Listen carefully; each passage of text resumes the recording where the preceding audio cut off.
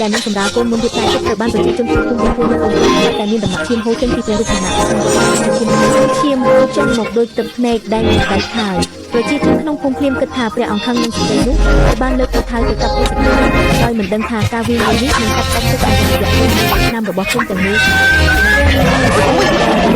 ចិត្តក៏បានបញ្ជាឲ្យព្រះបុត្ររបស់ព្រះអង្គចុះមកកាន់លោកទេដើម្បីជួបជាមួយមនុស្សដែលបានកំណត់ហើយអ្នកចាស់ទុំក៏បានប្រគល់ចិញ្ចៀនស្នេហ៍មួយដែលអាចជួយគាត់រកក្មេងស្រីនោះបានផងដែរមិននឹកស្មានថាបន្ទាប់ពីព្រះរាជបុត្ររបស់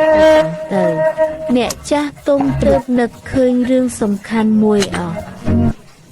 ភ្លេចប្រាប់ព្រះរាជបុត្ររបស់ព្រះអង្គថាទឹកដែលប្រមូលផ្ដុំដោយចិញ្ចៀនស្នេហ៍នេះនឹងប្រែទៅជាក្លិនក្រអូបដែលធ្វើមានរដូវតណ្ហា